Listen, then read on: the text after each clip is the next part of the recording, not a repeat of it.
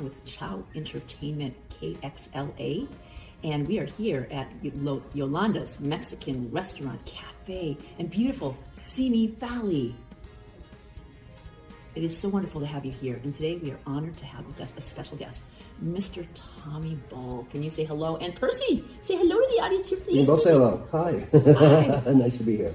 Well, for those of you who don't know, Tommy Bull is known as a A-list DGA director, second unit director, SAG-AFTRA actor, writer, producer, fight choreography, and coordinator of stunts and stunt design. That's a mouthful.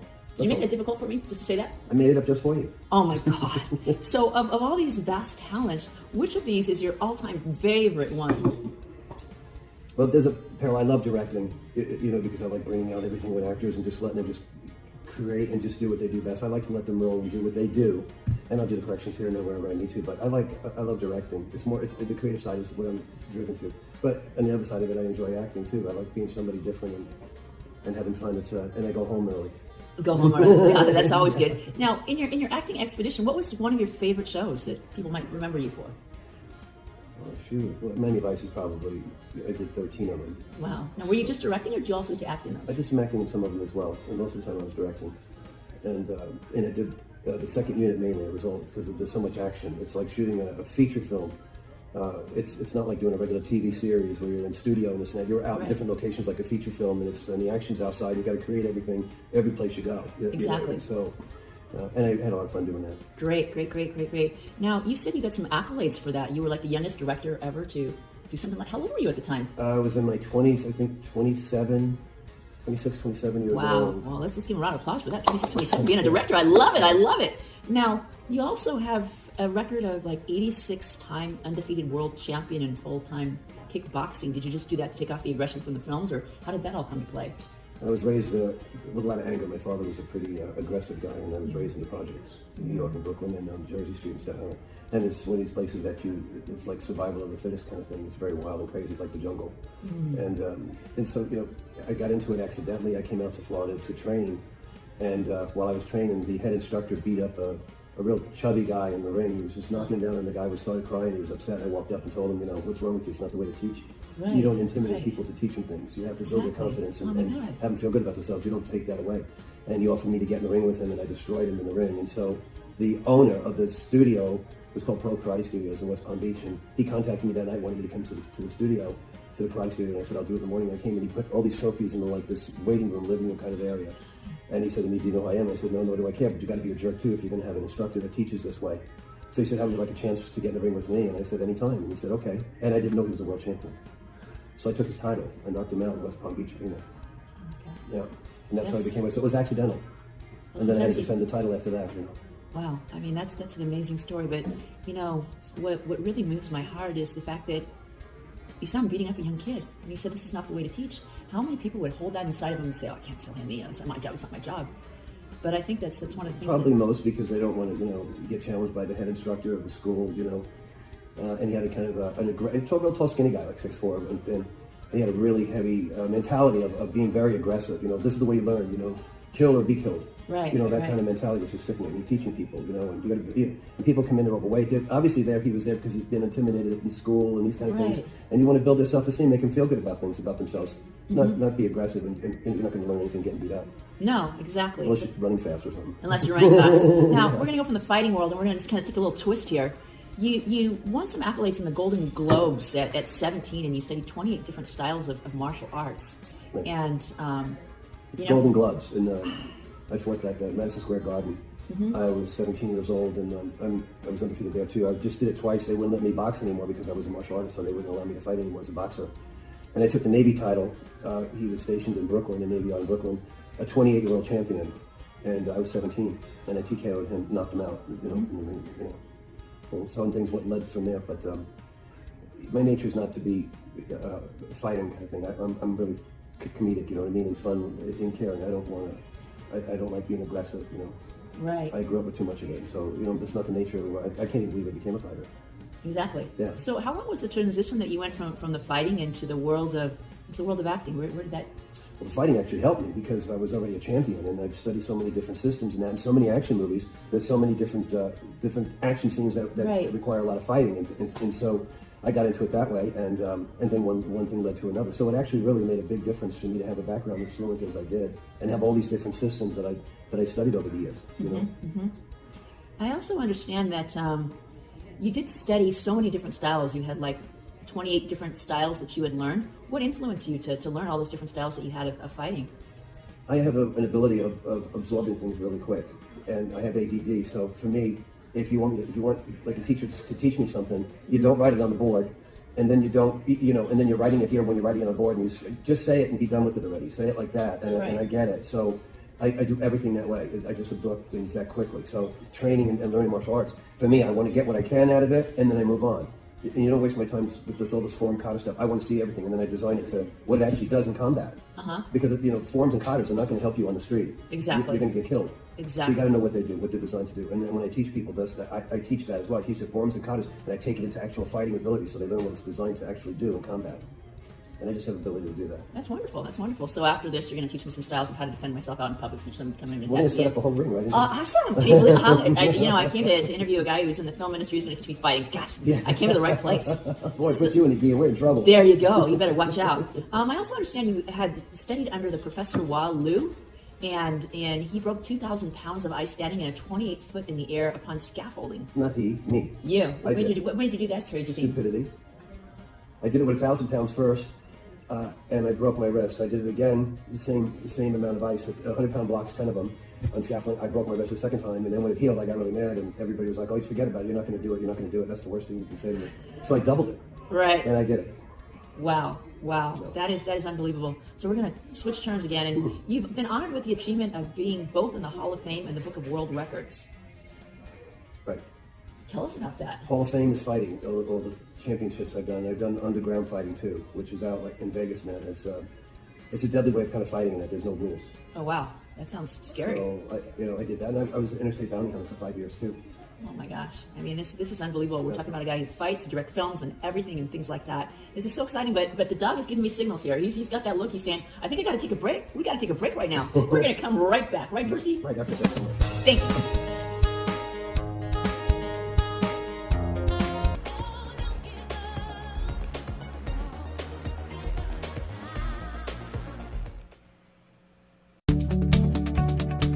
Did you know the number one way to earn money is speaking? Everyone thinks public speaking is the worst. Some people are so scared they never even get started. Your story deserves to be shared. You can learn from top speakers. You need to join Standout Stars for their free week of kindness and gratitude summit. Learn how to get out of your comfort zone and grow to the next level. Develop new skills in business. Find out how experts get motivated to increase their workflow. Develop your writing skills. Find your passion and learn to share it with the world. Unlock secrets to improving the production of your podcast and increase lead generation. Learn how to improve your own personal health and wellness. This is a virtual event which runs January 16th through 21st. Sign up on our website at weekofkindness.com free. Be sure to visit weekofkindness.com. Sign up right now. Senior Care Authority is a one-stop solution for helping you locate senior living options. We understand the care, the costs, and the safety records of hundreds of communities, from assisted living and memory care to independent living and even skilled nursing. We help families cut through the complexity to make courageous, informed decisions under difficult circumstances.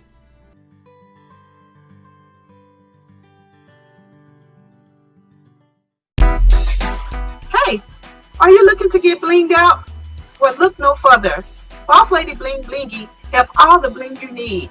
You can find us online at Lady Blingy 4 on IG or Lady Blingy on Facebook or www.bossladyblingblingy here in sunny San Diego at 2031 Commercial Street, San Diego, California.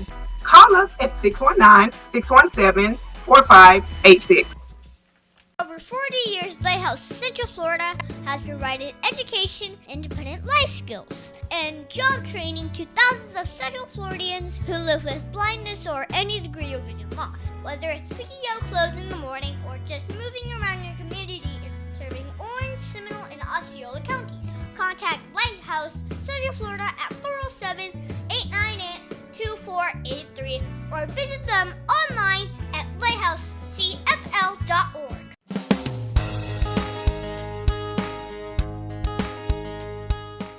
All right, so if you left off and you don't know where we've been to, we talked about Tony's long list of accolades. We couldn't say them all, but he went ahead and talked to us about his life in kickboxing. How he started that as a young kid growing up in a bad neighborhood back in New York, and he was telling how that taught him the world to fight and about winning this, breaking this ice, and how he kept doing it twice. He said, never tell Tommy something that he can't do because he's going to come back and prove you wrong. He also talked about his mind, how his mind learns very quickly. Why learn one style when you can learn 27 just like that? And he applies that model in the world of his directing as well. But now we're going to go back, and he's got a place in his heart. Not only does he love this little guy right here, this dogs, but he has a place he wants to give back to the kids in the world. In a phone conversation, he told me there was a project that he was going to do in New York. It was called a cold reading project about working with kids. And I was wondering if you could share about that story, how it came about, and why it's so important to you. Well, the thing is, when I'm doing things here, it's not just in New York, but I'm doing a film in the States, okay? I want to go into a low-end area, like where I grew up in the projects, and I want to have a cold reading. And, if there's a kid role or whatever, I want to have where I'm going to take the best, the cream crop, you know what I mean? Because there's a natural abilities of everything, and you advance by training. You learn your craft, no matter what it is, regardless, right? So I see the ability within a kid, and then I'm going to take him and, so to speak, put him into Hollywood. I'm going to cast and train him and put him in a film. And I want to do that regardless of where I'm at. So it doesn't matter really so much where I'm shooting. I want to be able to take, if I just see a role, and not something that's huge, but something that's substantial, that's going to bring that person out some, and train them and give people a break on everything that I do that I never had. Wow, that's really interesting and amazing to go ahead and think about a person who's never had that growing up in the wrong part of the city, and yet he's been so passionate and driven to go ahead and help other people out and achieve that is just beautiful, beautiful. You also had shared with me back from the Miami Vice days that there was a story about helping Janet Jackson. How did that all come about? Oh, we had there was a party, one of the celebrations. We were doing 2 episodes at the time. We had the final on one season and starting the next season, and we were shooting both spontaneous. Right. So anyway, we wrapped from that, and they decided to throw a party. And it was on the Strip in Fort Lauderdale at a hotel there. And Janet Jackson was there, one of the celebrities that was there. Right. And her and I got a drink together, and we hung out, and we stayed together till about 3:30 in the morning. Kind of late. And I walked into the elevator to get into the go back up to her suite. And when I came back, there was like 5 guys that came in and pushed her into the elevator. I heard her screaming my name, and I went back, and I took care of every one of them. I was completely violent. I went ballistic. Wow. I just couldn't believe that anybody would want to hurt that poor girl. She was such a sweet-natured girl. Wow. I had so much fun with her. I mean, we hung out till 3:30 in the morning. So we had so much fun. Right. So yeah, I've known the Jacksons for a while anyway. I flew back to from Los Angeles. I flew back to from London, Heathrow Airport. We flew back to LAX, and flying business class. Flying back actually with my wife, and he was with his wife, sitting there in business class, and we went and hung out at the bar, just drinking like juice and stuff. We weren't drinking alcohol, but anyway, we hung out for like 13 hours. Oh my gosh. Yeah. Wow. That was nice too. Really nice family. No, it sounds that way. It seems like everybody I know knows somebody who knows Michael Jackson. I met Michael too.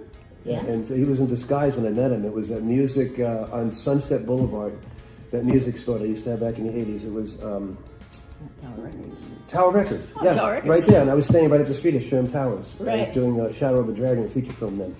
And so I was walking down, just to go for a walk down to Sunset and that, just for a little stroll. And it was a 64 Ford, like an old Falcon. And all I had was a gray prime paint on it. It was really ugly, right? An old... And I see this guy in it with a fake beard and this thing going on like this here, and he's like this, and I see his hand go out the window on the side of his face, and I can tell immediately. I'm going, you got to get a better disguise than that, Michael. So I think I might have said, hey, Mikey, or something. Anyway, and so we started talking. He was a real sweet guy, really nice guy. You could tell it's that obvious. He goes, wow. I said, I'm glad I didn't go in the store. It was cute, yeah. Really nice. Wow. Yeah. No, that's interesting. And you were telling me a story yesterday about this cousins you have. You have cousins with everybody that everybody knows. It's interesting. I've been told he's been my cousin, so we've spoke before.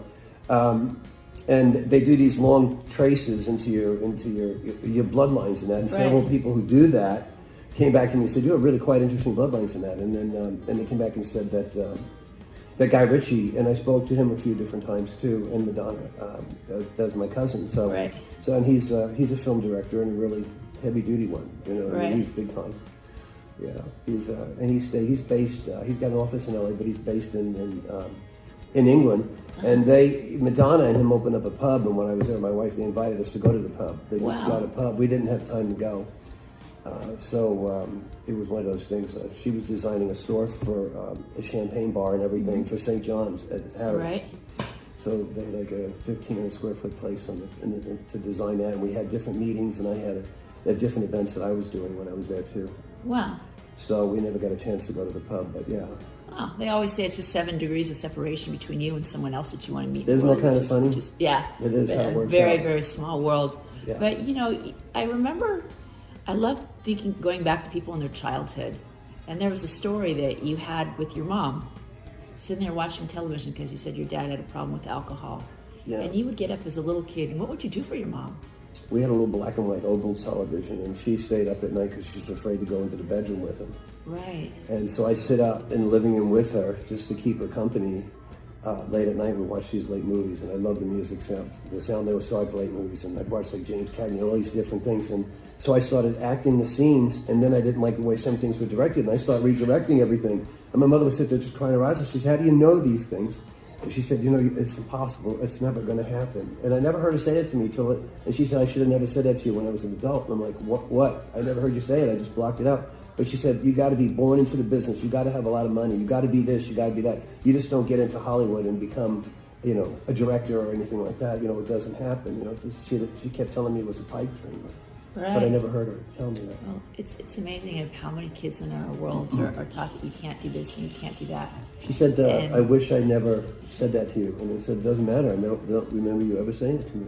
You know, I must have blocked it out." Right. You know? And it's strange how, you know, so many people have these parents who go ahead and tell them things and they let those become a reality. But your own mental block said, "No, I'm not going to go ahead and do that," you know. When you had a game that you used to play with your grandpa, what was that about? He was born and raised in Naples, Italy. This is my mother's side. My grandmother was from Venice. She was born in Rome, but raised in Venice. And my other side, Scottish and English. That's how we got Guy Ritchie. But anyways, they owned a home in Brooklyn, and I would play cowboys and Indians and stuff like that with him. And I'd be the sheriff, and always arresting my grandpa. You know, and he had gas airplanes too, which my grandmother took away from me. She was always too dangerous. You know, I was too young to be playing with it, but I had no problem with it. You know, it's hard to even believe we had little gas airplanes, remote things you can do back then when I was a kid, but we had them too. But I'd chase him around, and I always arrested my grandpa. Always arrested him. I had to take him in. It was, you know, he just loved it. We had so much fun.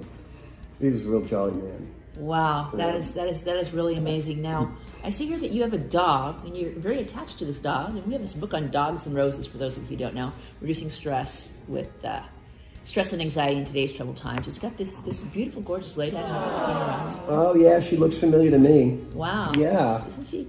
Awesome. It's a great book. It's a great book, and it has all sorts of pictures of dogs and roses and things like that. You should show it around so the other people can see. Great, beautiful people there. Lovely lady. And there she is. So it is a great book. Now, I know that you love dogs because you have this dog here, and if you could just tell us what was the attraction of how have you become attached to dogs as so much a part of who you are, and when did it start? Oh God, when I was real little, we got German Shepherds, puppies and stuff, but we never were able to keep them. Somehow things went bad, and my father would get really upset with me. So anyway, the dog they'd get real attached to me. And my father had a lot of resentment to that, you know. And I came home from school one day in Brooklyn, and looking for my dog, and my mother said that he ran away. Oh, no. And I was devastated for months. Oh no, she told me he got hit by a truck. And it turned out they gave him away. So I just had to remember what the story was with that. But I would sit underneath the table. He had a bowl, and I just stayed there. It's just because I could smell the scent, you know. I just get so attached. I get really attached to my babies. You know, they mean the world to me. Well, it's a good thing we took the dog out for a little bit. You know, he just needed to get some extra air, as you know how it goes with these dogs. You never know what's going on. But we're going to be wrapping up really quick, but I had one really special story I wanted to share with you. You know, we haven't talked very much about what he's done in the director's world, but there was a scene that was in your director's reel that people can watch after this. But tell us what was going on behind that. Can you paint a picture for us? Well, there was one episode I did of Miami Vice, Smuggler's Blues, and I had a lot of explosions in that episode and the different things in a chase scene, and one chase scene I designed. And mind you, back in those days, everything was rough. You didn't have the CGI, you didn't have all that stuff. You had to really create everything, design it, and then you only have one shot of doing it. You don't have, you know, okay, let's redo it again and again. You can't do that. Right. So you got to get it right the first time. And we had a chase scene, police car, and a guy getting away with a shootout and that. And it was in a river kind of a thing, where a washout thing, and it had an embankment going up like this and an angle to it. And the car is going in, and he gets up on that embankment, and he flips. Right. And the car slides over well over 200 feet. It's slid. Oh my gosh. It's all concrete, just slides right into it. And I designed it so the car stopped on its upside down on its top, right in front of the camera. Where cameras now, right? Where the cameras are. And I turned around and I asked everybody, and it's like a show off kind of thing. I'm like, well, what do you think of that? You know, right. And everybody was gone. My director of photography, everybody, my AD, everybody was gone. They just ran away. They thought the car was going to run everybody over. Oh my God, that is amazing. So we've heard it from Tommy Bull, who came all the way down from the mountain just to see us. Brought the famous Percy here. Percy here, say hi to that crowd. Percy. He's just loving it up here. And I was so honored that you would make the trip out here to be with me, to let people know on Chow Entertainment that there are directors, there are opportunities, there are options. If you want to be in one of those shows, you want to make sure you're at one of those readings. Tommy, is there one last thing you'd like to say to the audience of what this experience has been like and what you'd like the audience to know about you that I haven't had the chance to ask you? What would that be? I think that, you know, you hear a lot of things. Don't get into the industry. You know, it's an incredible industry, you know, and I can't imagine ever doing anything else. But it's also got a lot of corrupt things that go on in it. And I just think that people who want to, certain things they want to do it for the right reasons. You know, I never got in the industry for fame and fortune or any of these kind of things. I did it because it's what I started doing as a little boy naturally. I just loved it. I was just gravitated to it, and this is what I knew what I wanted to do. And I've worked on shows before where I made almost nothing, absolutely nothing, because I wanted to do it. I wanted to, you know, and I couldn't wait to get on set. I come alive when I'm on set. I think that whatever you do in this life, do it great. Do it the best of your ability. Everything else comes. And love what you do. No, that's really simple. Do the best that you can do in every single situation. We've had it. Tommy's got some great movies that are coming up and out, and so you better be on the lookout for the name of Tommy Bull, the director, and of course there's Percy. Woohoo! Yeah. Thank you so much. Gratitude beyond words. Rosalyn Kahn with Chow Entertainment, living the best life. Thank you.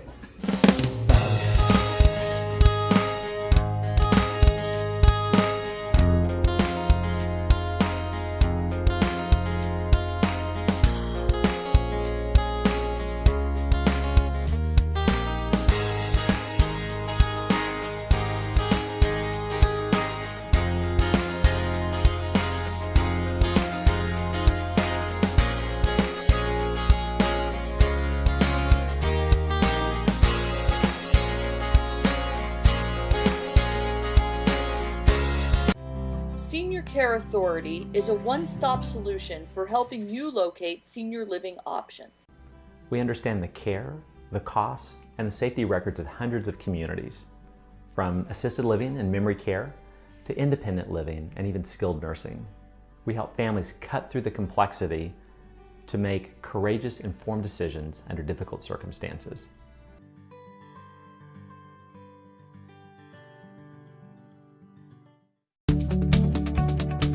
Did you know the #1 way to earn money is speaking? Everyone thinks public speaking is the worst. Some people are so scared they never even get started. Your story deserves to be shared. You can learn from top speakers. You need to join Standout Stars for their free week of kindness and gratitude summit. Learn how to get out of your comfort zone and grow to the next level. Develop new skills in business. Find out how experts get motivated to increase their workflow. Develop your writing skills. Find your passion and learn to share it with the world. Unlock secrets to improving the production of your podcast and increase lead generation. Learn how to improve your own personal health and wellness. This is a virtual event which runs January 16th through 21st. Sign up on our website at weekofkindness.com free. Be sure to visit weekofkindness.com. Sign up right now. BizAvJets USA magazine is a new publication to the business aviation industry. And business aviation is a growing and thriving industry. We plan to bring you all the latest trends and news. We also plan to bring you new information about new airframes, systems, and interiors to market. Feel free to visit bizavjetsusa.com. Aw, Dad, my computer's slow again and I can't play my games. Call Your Computer Solutions today and we will scan for viruses and clean that computer up remotely and make it fast again. Our phone number is 407-826-0810. Thanks, Dad, my computer's fast again. Now I can do my homework. Thanks for calling Your Computer Solutions at 407-826-0810.